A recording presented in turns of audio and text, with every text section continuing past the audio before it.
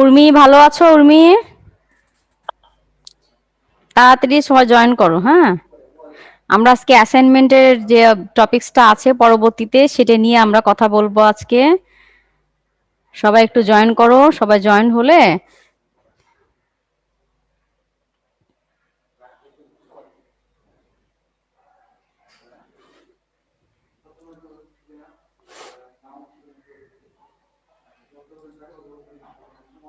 মহুয়া, Habiba 179 role. Habiba কেমন আছো? তোমরা? জি ম্যাম, ভালো আছি। আপনি কেমন আছেন? হ্যাঁ, ভালো আছি।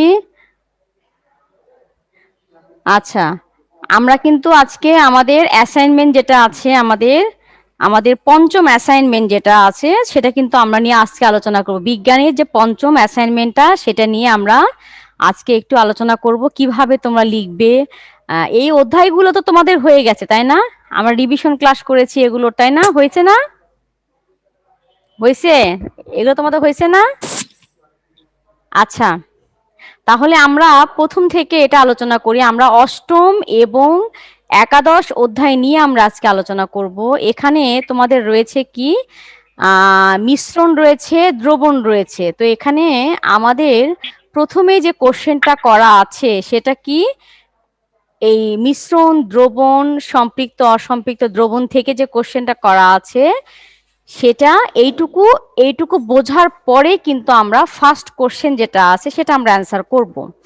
আমরা মিশ্রণটা আমরা কাকে বলছি সেটা আমরা আলোচনা করেছি আগে, যে দুই বা ততোধিক পদার্থ যখন একত্রে অবস্থান করে তখন সেটাকে আমরা কি বলি, মিশ্রণ। আর দ্রবণ সাধারণত কি হয়, একটা দ্রাবক থাকে, একটা দ্রব্য থাকে। দ্রবণের মধ্যে যেটির পরিমাণ কি থাকে, যে বেশি থাকে সেটা হলো দ্রাবক, আর কোন দ্রবণে যার পরিমাণ কম থাকে সেটা হলো কি, দ্রব্য। আমরা এরকম ভাবে এই অধ্যায়ে আমরা জেনেছি, তাই না? তোমাদের যদি তোমাদের কথা ক্লিয়ারলি শোনা যাচ্ছে না। স্নেহা, তুমি জয়েন করলে? ঠিক আছে, তাহলে আমরা অষ্টম অধ্যায় নিয়ে প্রথমে কথা বলি তাহলে।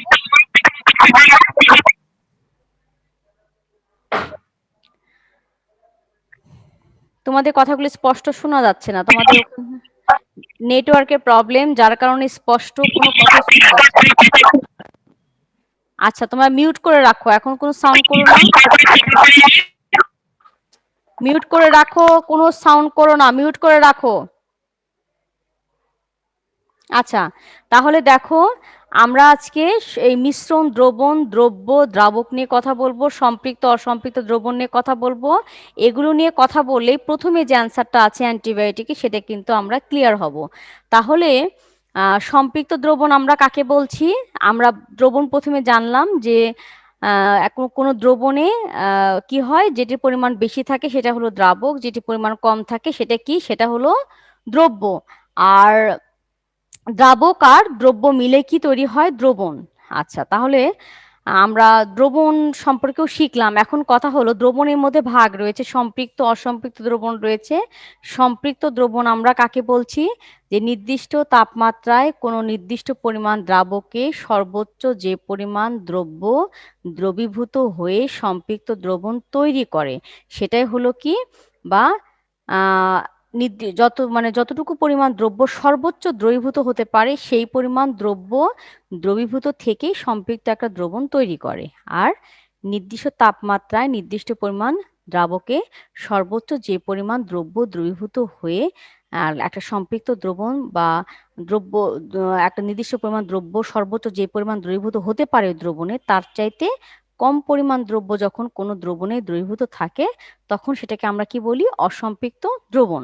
তাহলে আমরা বুঝতে পারলাম সম্পৃক্ত আর অসম্পৃক্ত। তাহলে আমাদের প্রথম প্রশ্ন কি রয়েছে, যে অ্যান্টিবায়োটিক যেটা আমরা খাই, ওষুধ খাই, অ্যান্টিবায়োটিক সিরাপ ঝাঁকিয়ে খেতে হয় কেন, এই মিশ্রণকে কি বলে? আচ্ছা, দেখো, অ্যান্টিবায়োটিকটা, যে আমরা সিরাপটা যেটা খাই, এখানে সিরাপের কথা কিন্তু বলেছে। সিরাপটা কি অবস্থায় আমরা পাই, আমরা বাজার থেকে যখন এটা কিনে নিয়ে এসি ওষুধের দোকান থেকে, তখন এত বড় একটা কাঁচের বোতলের মধ্যে কতগুলো পাউডার থাকে, তাই না, ওষুধের গুঁড়ো বা পাউডার থাকে। তারপর আমরা কি করি, নির্দিষ্ট পরিমাণ মেজারমেন্ট ওখানে দেওয়া থাকে, যে এই পরিমাণ পানি, গরম পানি ঠান্ডা করার পরে ওই পরিমাণ পানির সঙ্গে ওই পাউডারটা মিশ্রিত করে ঝাঁকিয়ে তারপর আমরা কি করব, আমরা ব্যবহার করব বা আমরা খাবো। তাহলে একটু চিন্তা করো তো, এটা তো একটা দ্রবণ, এটা কিন্তু কি একটা দ্রবণ। এবং এখানে কিন্তু দেখো আমরা কিন্তু বলতে পারি না যেটা সম্পৃক্ত বা সমসত্ব দ্রবণ, কিন্তু আমরা বলতে পারি না, কারণ এখানে কিন্তু তুমি যখন অ্যান্টিবায়োটিক ওষুধটাকে তুমি যখন বোতলের মধ্যে রেখে দিবে কিছুক্ষণ স্থিরভাবে, ওই পাউডার ওষুধগুলো যেগুলো ছিল সেগুলো কিন্তু নিচে কিন্তু জমা হয়ে পড়ে যাবে। তাহলে কি এটা কিন্তু সমসত্ব দ্রবণ কিন্তু না। সমসত্ব দ্রবণ বলতে আমরা কি বুঝি, কোনো একটা দ্রবণের ভিতরে যেখান থেকে আমি নিই না কেন সেখানে দ্রব্য এবং দ্রাবকের যে অনুপাত সেটা কি থাকবে, সব জায়গায় একই থাকবে, সেটাই হচ্ছে কি আমরা বলছি সমসত্ব দ্রবণ। আবার বলছি আমি, সমসত্ব দ্রবণের কি অবস্থা, যে ধরো এরকম একটা বোতলের মধ্যে, এরকম একটা বোতলের মধ্যে আমি কোনো কিছুকে মিশ্রিত করলাম, করার পর আমি বোতলের নিচ থেকেও যখন নিব আবার উপর থেকেও যখন নিব, এই উপাদানগুলো, ওই দ্রবণের মধ্যে যে উপাদানগুলো রয়েছে তাদের অনুপাত সবখানে একই থাকবে, সেটাকে আমরা কি বলছি বলতো, আমরা সেটাকে বলছি কি সমসত্ব মিশ্রণ বা দ্রবণ, বা আমরা বলছি কি এটাকে যে সব জায়গায় একই রকম পাচ্ছি। আর সম্পৃক্ত বলতে পারি না আমরা এটাকে, আমরা বলবো, আমরা বলছি মিশ্রণ, কিন্তু এটা কি সমসত্ব, মানে সব জায়গায় সমান এটার। ঠিক আছে, তাহলে এই সমসত্ব দ্রবণ বা মিশ্রণের ক্ষেত্রে দেখছি আমরা অ্যান্টিবায়োটিকটা কিন্তু আসলে সমসত্ব না। কেন না, এটাকে রেখে দেওয়ার পরে এটা নিচে কিন্তু আমি যে নিচ থেকে নিই এটা নিচে দেখবো যে ওষুধের গুঁড়োগুলো বেশি আছে, আবার উপর থেকে যখন তুলবো তখন দেখবো ওষুধের গুঁড়োর পরিমাণ কম আছে, ওখানে পানির পরিমাণ বেশি আছে।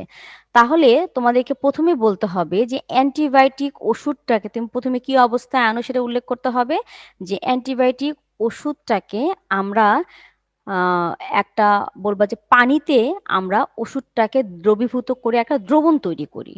ওষুধটা যখন আমরা বাজার থেকে আনি সেগুলো কি থাকে, অ্যান্টিবায়োটিকে ওষুধের পাউডার হিসেবে থাকে, তারপর সেটাকে পানির ভিতর দিয়ে আমরা একটা দ্রবণ বা মিশ্রণ তৈরি করি। কিন্তু এই মিশ্রণটি যদি আমরা কিছুক্ষণ স্থির অবস্থায় রেখে দিই, এর নিচে ওষুধগুলোর একটা স্তরে তলানি হিসেবে পড়ে থাকে। তাহলে এটি অবশ্যই কি হচ্ছে, সমসত্ব মিশ্রণ নয়, অসমসত্ব মিশ্রণ, কারণ এর বিভিন্ন উপাদান বিভিন্ন অংশে একই থাকে না, বা অনুপাতগুলো সব জায়গায় একই রকম নয়।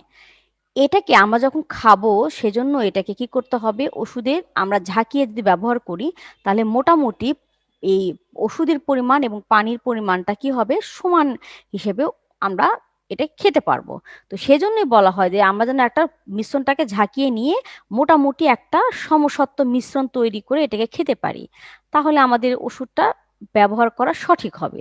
তো এই জন্য আমাদেরকে আমাদের ওষুধটা আমরা এজন্য কি করি, ঝাঁকিয়ে তারপর আমরা এই অ্যান্টিবায়োটিক ওষুধটা খেয়ে থাকি। এরকম ভাবে জিনিসটা ব্যাখ্যা করতে হবে, এটা কিন্তু তোমাদের বইতে কিন্তু ওইরকম ভাবে কিন্তু কোথাও লেখা নাই, শুধু লেখা আছে যেটা কি। আচ্ছা, তারপরে তোমরা কি বুঝতে পারলে অ্যাসাইনমেন্টের টপিকসটাকে তোমরা বুঝতে পারলে? Yes ma'am. আচ্ছা ম্যাম আরেকবার বলবেন? আচ্ছা ঠিক আছে, আমি বলছি। তোমাদের ওখানে আছে অ্যান্টিবায়োটিক ওষুধটা আসলে কি, তখন বলতে হবে যে অ্যান্টিবায়োটিক ওষুধটা আমরা যখন বাজার থেকে আনি বা আমরা যখন অ্যান্টিবায়োটিক ওষুধটাকে পানির সঙ্গে মিশ্রিত করি তখন একটা দ্রবণ তৈরি হয়। এক্ষেত্রে কি হয়, আমরা দুটো অনুপাত থাকে, একটা পাউডার থাকে বা গুঁড়ো ওষুধ থাকে, আর এখানে কি থাকে, পানি থাকে, দুটো মিলে আমরা একটা দ্রবণ তৈরি করি। এবং এটা আমরা দ্রবণ তৈরি করার পর যদি কিছুক্ষণ স্থির অবস্থায় রেখে দিই তাহলে কি হয়, নিচের তলানি পড়ে। অতএব যেহেতু তলানি পড়ছে, এটা অসমসত্ব একটা মিশ্রণ। তাহলে অসমসত্ব মিশ্রণকে আমরা যখন ব্যবহার করব, এটা যেহেতু এটা একটা নির্দিষ্ট অনুপাতে থাকার কথা, আমাদের যখন ওষুধটা যখন আমরা খাবো সেটা, আমি যদি উপর থেকে শুধু পানিটা নিই তাহলে তো নিচে ওষুধ পড়েই থাকলো, তাহলে কি আমার কোনো কাজ হবে, কাজ হবে না তো। সেজন্য বলতে হবে যে ওষুধটা যখন আমরা ব্যবহার করব আমাদেরকে ঝাঁকিয়ে নিতে হয়, কারণ এটাকে অসমসত্বটাকে কি করতে হয়, সমসত্ব, মোটামুটি একটা সমসত্ব মিশ্রণ প্রস্তুত করার জন্য এটাকে আমরা ঝাঁকিয়ে তারপর আমরা ওষুধটা খাই। এখন কি বুঝতে পেরেছো?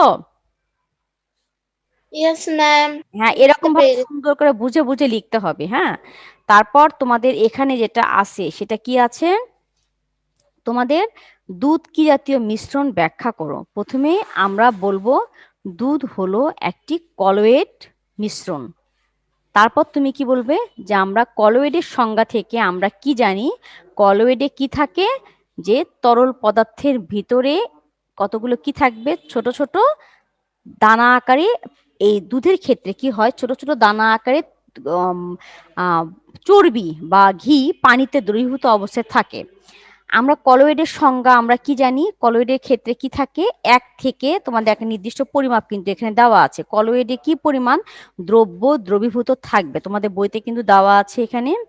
দেখো, এক থেকে এখানে সাধারণত কলয়েডে বিদ্যমান 1 থেকে 1000 ন্যানোমিটার পর্যন্ত দ্রব্য যখন দ্রবীভূত থাকে তখন সেটাকে আমরা কি বলি, কলয়েড বলে থাকি। আচ্ছা, আরো কলয়েডের আরো উদাহরণ রয়েছে দুধের ক্ষেত্রে বলতে হবে। এই ক্ষেত্রে পানিতে চর্বিগুলো বা মাখন বা চর্বিগুলো ভাসমান অবস্থায় অবস্থান করে, সেজন্য এটাকে আমরা কি বলছি, এটাকে কলয়েড বলছি, এবং এটা কোনো তলানি পড়ে না। সবচেয়ে যেটা, দুধ কিন্তু কলয়েড, কিন্তু দুধে কিন্তু তলানি পড়ে না। আর সাসপেনশনের বেলায় কিন্তু কি হয়, সাসপেনশনে কিন্তু আলাদা, সাসপেনশনে কিন্তু আমরা বলি ওই যে অ্যান্টিবায়োটিক ওষুধ যে আমরা আমরা কি, এটা কিন্তু সাসপেনশন, দ্রবণ কিন্তু কি সাসপেনশন, তাই না, এটা কিন্তু তলানি পড়ে।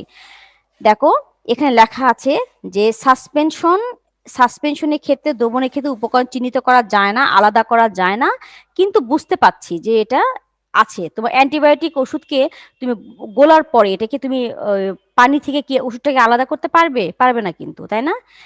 আমরা বুঝতে পাচ্ছি যে এটা দুটো আলাদা উপাদান, নিচে তলানি পড়ছে, কিন্তু তলানিটাকে কিন্তু আমরা আলাদাও করতে পারছি না একদম। সেটা হলো সাসপেনশন। আর দুধটা হচ্ছে কি কলয়েড, এখানে কিন্তু তলানি পড়বে না, দুটো উপাদান থাকবে, একটা হচ্ছে পানি থাকছে, পানির মধ্যে ভাসমান অবস্থায় কি থাকছে, চর্বিগুলো থাকছে, এটাই হচ্ছে দুধ, কিন্তু এখানে কোনো প্রকার তলানি পড়বে না। আরো কলয়েডের আরো উদাহরণ রয়েছে, বলবে কলয়েডের ক্ষেত্রে বৈশিষ্ট্য আগে তুমি বললে, তারপর কলয়েডের মধ্যে কি কি থাকে বলবে, যে কলয়েডের ক্ষেত্রে সাধারণত দ্রব্যগুলো বা যে দ্রব্যটা দ্রবীভূত থাকছে পানির মধ্যে এর আকারটা কত হবে, 1 থেকে 1000 ন্যানোমিটারের মধ্যে থাকলে তখন আমরা তাকে বলবো কলয়েড। আচ্ছা, তারপরে কলয়েডের দুটো ফেজ আছে, সে তুমি জানো, একটা অবিচ্ছিন্ন দশা একটা আছে, আর ডিসপার্সিবল ফেজ আছে একটা। দুটোর কথা উল্লেখ করতে হবে, যেটার পরিমাণ বেশি থাকে। বইতে এখানে তোমাদের আছে যে কি লেখা আছে, এখানে দেখো, তোমাদের বইতে এখানে আছে যে অবিচ্ছিন্ন ফেজ একটা থাকছে, আর যেটি পরিমাণ কম থাকে বা ছড়িয়ে থাকে তাকে বলা হয় ডিসপার ফেজ বলা হয়। ডিসপার ফেজ বলছি আমরা কে, আর এটা কি বলছি আমরা, অবিচ্ছিন্ন ফেজ বলছি। তা পানিটা হচ্ছে অবিচ্ছিন্ন ফেজ, আর এখানে মাখনটা যেটা আছে বা বাটার বা চর্বি যেতে বলো যেটা আছে সেটা কি, ডিসপার ফেজ। এটা এরকম ভাবে একত্রে থেকে কি তৈরি করে, কলয়েড তৈরি করছে। তাহলে বুঝতে পারলে, বুঝতে পারলে Yes, ma'am. Yes, ma'am. Yes. আগে তোমাকে কলয়েডটা কি সেটা বলতে হবে, প্রথমে আগে বলবে দুধটা কি সেটা বলে দিলে, তারপর তুমি কলয়েডের সংজ্ঞা দিলে, কলয়েডের কি বৈশিষ্ট্য তুমি লিখলে, যে এত থেকে এত ন্যানোমিটার পর্যন্ত আকারগুলো যখন দ্রব্য যখন দ্রবীভূত থাকছে তখন আমরা একে আমরা কি বলছি, এটাকে আমরা বলছি কি, এটা কলয়েড। তারপরে কলয়েডের কয়টা ফেজ থাকে বললে, দুটো থাকে, যেটা একটা থেকে বেশি আর একটা থেকে কম, বেশিটাকে আমরা কি বলছি, ফেজ, তাই না, অবিচ্ছিন্ন ফেজ। আর যেটা কম থাকছে তার পরিমাণটাকে আমরা কি বলছি, ডিসপার ফেজ বলছি। এরকম ভাবে এটা দিলেই হয়ে যাবে। আর কুয়াশা, অ্যারোসল এগুলো হচ্ছে কলয়েডের আরেকটা উদাহরণ, এগুলো দিতে পারো। আচ্ছা, তাহলে নিচের এখন আমরা দুধ কি জাতীয় সেটা ব্যাখ্যা করতে পারলাম, সুন্দর করে ব্যাখ্যা করতে হবে কিন্তু আগে তুমি সুন্দর করে বলবে দুধটা কি, তারপরে তুমি কলয়েডের সংজ্ঞা দিলে, তারপর তুমি দুধের কথা আবার বর্ণনা করবে যে দুধ কেন আমরা দুধকে কলয়েড বলছি, বলবে দুধেরটা এই জিনিস আছে সেজন্য আমরা দুধকে কলয়েড বলছি। দুধের মধ্যে যে জিনিসগুলো আছে এগুলো আলাদা হচ্ছে না বা তলানি পড়ছে না, এসব যুক্তি দিয়ে বোঝাতে হবে। আচ্ছা, এখন চলে আসো আমরা পরবর্তী যে এটা আছে সেটা কি আছে, সরল যন্ত্র। তোমাদের এটা তো তোমরা খুবই ভালো করে পড়েছো, তারপর একটু বোঝার ব্যাপার রয়েছে যে কতগুলো ছোট ছোট জিনিস রয়েছে, সেগুলো কি করতে হবে, আমাদের একটু করে বুঝতে হবে, বুঝে বুঝে অ্যাসাইনমেন্টটা অ্যান্সার করতে হবে। তো আমরা প্রথম প্রশ্নে চলে আসি। প্রথম প্রশ্নটা রয়েছে কি, সরল যন্ত্র, লিভার, লিভারের শ্রেণীবিন্যাস, হাতুড়ি, হেলানো তল, কপিকল। আমরা গত ক্লাসে কিন্তু এগুলো একটু করে আলোচনা করেছিলাম, এই ক্লাসেও আমরা আলোচনা করব। এখানে আমরা এখন চলে আসি আমাদের কি কি রয়েছে, সরল যন্ত্রের ক্ষেত্রে আমাদের কি কি রয়েছে সেটা এবার আমরা একটু দেখি। আচ্ছা, সরল যন্ত্রের ক্ষেত্রে আমাদের কিন্তু খুব ভালো করে কিন্তু এটা কিন্তু পড়াও হয়েছে।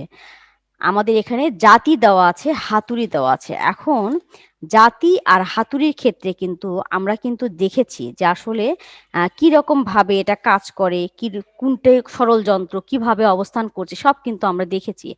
প্রথম প্রশ্ন তোমাদের রয়েছে কি একটা জাতির ছবি দেওয়া আছে।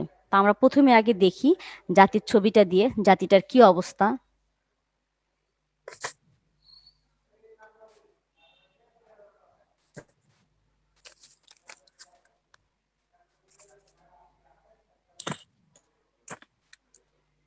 কি আমরা তো এরকম ভাবে আঁকাই নাকি? জাতিটাকে তো আমরা এরকম ভাবে আঁকাই, তাই না?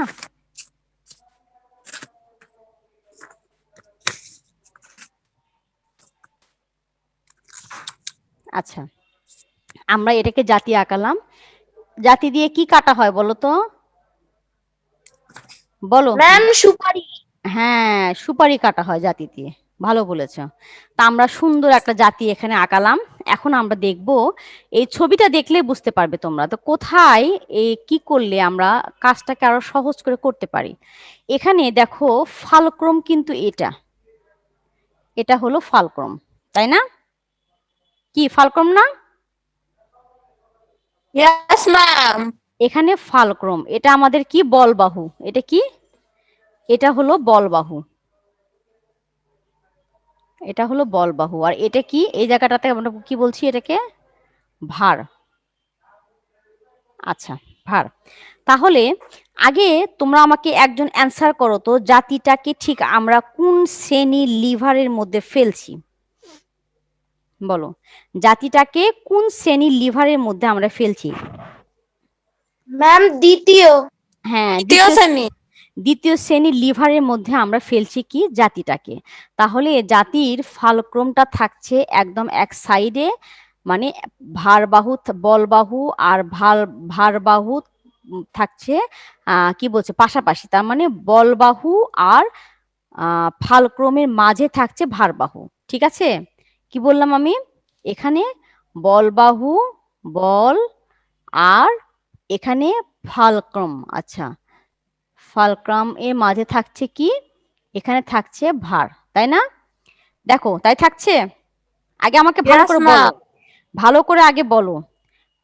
এখানে ফালক্রাম আর বলের মাঝখানে ভার থাকছে। এখানে কথা হলো যে তুমি ফালক্রম থেকে বলবাহুর দূরত্বটা হচ্ছে এটা এখানে, আর ভারবাহুটা হচ্ছে এখানে। বলছে ফালক্রম থেকে যেখানে তুমি বস্তুটা রাখবে সেই স্থানটাকে আমরা কি বলছি? ভারবাহু।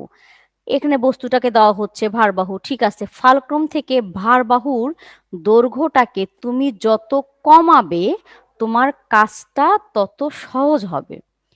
ফালক্রম থেকে ভারবাহুর দৈর্ঘ্যটা তুমি যত কমাবে তোমার কাজটা তত সহজ হবে।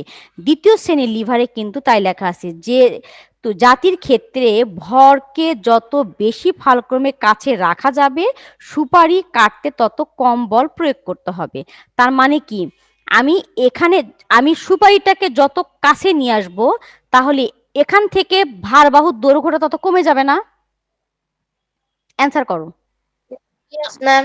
মানে আমি যদি এটাকে যদি এই দিকে রাখি তাহলে কিন্তু ভারবাহুর দৈর্ঘ্যটা কি হলো, বেড়ে গেল না? হ্যাঁ।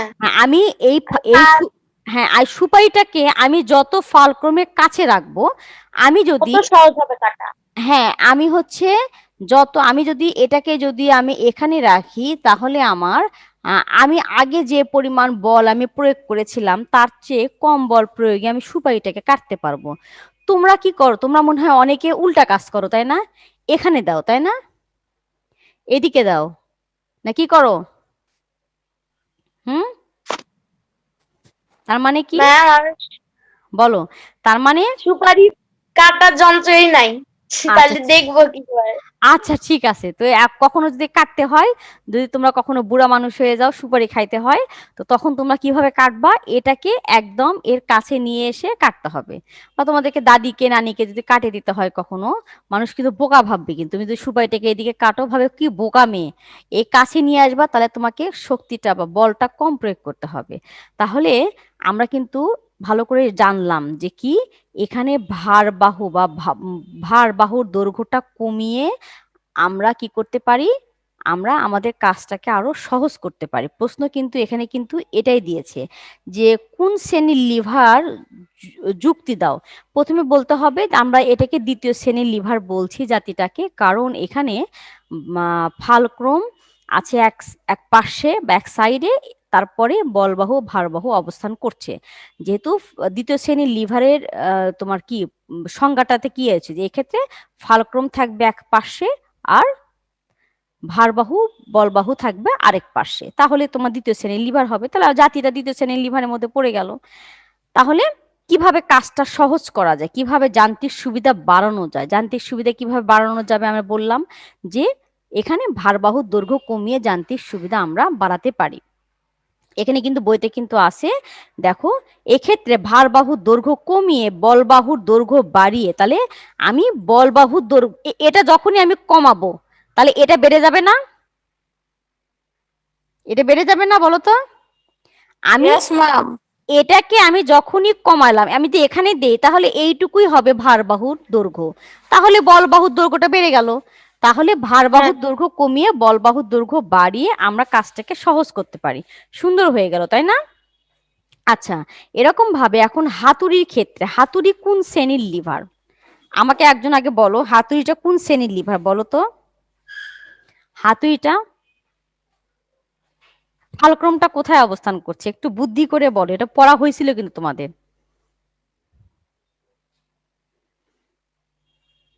বলো, একজন বলো, চেষ্টা করো। কি কেউ পাচ্ছে না? তৃতীয় শ্রেণী। এটা হচ্ছে প্রথম শ্রেণীর লিভার। হাতুড়ি হলো প্রথম শ্রেণীর লিভার। একটু চিন্তা করে দেখো তো হাতুড়ির ফালক্রমটা কোথায় অবস্থিত। আমি তোমাদেরকে কিন্তু যখন হাতুড়িটার চেহারাটা কল্পনা করো আগে, হাতুড়িটার এক সাইডে কিন্তু এরকম থাকে, তাই না? আরেক সাইডে কি থাকে, এরকম হ্যামার থাকে, তাই না? এরকম থাকে না? Yes, ma'am. আমরা একটু সুন্দর করে আঁকাই, ঠিক আছে? আর এখানে আমরা কি লাগাই, এখানে হাতুড়ি হ্যান্ডেলটা থাকে, ঠিক আছে? হাতুড়ি হয়েছে। ফালক্রামের অবস্থা মাঝখানে থাকে না? হ্যাঁ, এই যে ফালক্রমটা কোথায় অবস্থান করে জানো? ফালক্রমটা আমরা যখন আসছি, আমরা যখন কখন বুঝতে পারি এটা, এটা আমরা যখন এই পেরেকটা যখন আমরা গাড়ছি, আমরা যখন কোনো কিছুতে পেরেক গাড়ছি, তখন তো আমরা ধরো ধরো মনে করো এই মাথা হচ্ছে এটা, আর এই মাথাটা হচ্ছে ঠিক এটা, ঠিক আছে? তা আমরা যখন কোনো জিনিস লোহা গাড়ছি তখন কি করছি, আমরা জোরে জোরে ভর প্রয়োগ করছি, তাই না? বল প্রয়োগ করছি আর ওটা নিচের দিকে চলে যাচ্ছে। কিন্তু আমরা যখন কি করি, একটা কাঠের মধ্যে লোহা পেরেকটা প্রবেশ করানোই আছে, পেরেকটার মধ্যেই ঢুকানো আছে, ও পেরেকটাকে আমি বের করব, তখন কি করি, আমি ওই মাথাটা দিয়ে ধরে খুব জোরে চাপ দিয়ে টান দিই না? কি করো বলো তো? হাতুড়িটা কি করি আমরা, মাথাটা একদম কাঠের সঙ্গে লেগে দিই, তাই না? ভালো করে বোঝার চেষ্টা করো, বুঝতে পারছো? Yes, ma'am. ওই তখন কি করি আমরা, আমরা তখন এটা যদি হাতুড়ি হয় তখন আমরা কি করি, এই এই ফাঁকটার ভিতরে লোহাটাকে প্রবেশ করাই, তাই না? প্রবেশ করে আমরা এটাকে এরকম চাপ দিই, তাই না? খুব জোরে জোরে জোরে জোরে চাপ দিয়ে টান দিই। তার মানে কি, যে এই মাথাটাকে এখানে কিন্তু ফালক্রমের একটা কাজ করছে, এই জায়গাটাতে একটা ফালক্রমের কিন্তু কাজ করছে। তাহলে ফালক্রমটা কোথায় অবস্থান করছে? মাঝখানে। মাঝখানে অবস্থান করছে। তাহলে ফালক্রম মাঝখানে অবস্থান করছে কোন শ্রেণীর লিভারে? এবার দেখো, প্রথম শ্রেণীর লিভারে। প্রথম শ্রেণীর লিভারে, হ্যাঁ, সেজন্য আমরা হাতুড়িটাকে কি বলছি, এটা হলো প্রথম শ্রেণীর লিভার। কাঁচে যে এখানে লিখেছে দেখো, যে এখানে কি ফালক্রম, যত বেশি ফালক্রমের কাছে রেখে কাটা যাবে ততই কাটা সহজ হবে, কাঁচির ক্ষেত্রে বুঝিয়েছে। তাহলে কাঁচিও কিন্তু প্রথম শ্রেণীর লিভার, তাহলে হাতুড়িও কিন্তু প্রথম শ্রেণীর লিভার। কারণ দেখো, তুমি লোহাটাকে কিন্তু তখনই কিন্তু তুলতে পারবে যখন তুমি ওটাকে একদম খুব, এই যে লোহা যদি এখানে থাকে, ফালক্রমটাকে তুমি লোহার এই যে মাঝখানের যে জায়গাটা, এটাকে খুব জোরে যখন তুমি প্রেসার ক্রিয়েট করবে নিচের দিকে, তখন কিন্তু লোহাটা উঠে কি হবে, চলে আসবে, তাই না? তার মানে ওই অংশটা যত তুমি ওর কাছে দিয়ে ঘুরাবা তত উঠে চলে আসবে লোহার। তার মানে কি, যে ফালক্রমটাকে ওর কাছে দিয়ে ভালো করে রাখতে হতো। আর ফালক্রমের কাছে যত তুমি রাখবা, কাঁচির ক্ষেত্রে হাতুড়ি তো এটা হইলো, কাঁচিও তো প্রথম শ্রেণীর লিভার, ফালক্রমটা মাঝখানে অবস্থান করছে। তুমি কাঁচির একদম এভাবে যখন কাটো, তুমি যখন এভাবে তুমি কাছে দিয়ে দিবা, একদম কাঁচি এখানে ফালক্রমের কাছে যখন দিয়ে দিবা, তখন আমাদের কাটাটা কি সহজ হয় না? কাগজ কাটার ক্ষেত্রে না কাঁচি মাথা দিয়ে কাটো, কাঁচি মাথা দিয়ে কাটো, কি No, হলো? হ্যাঁ, ma'am. তার মানে হ্যাঁ।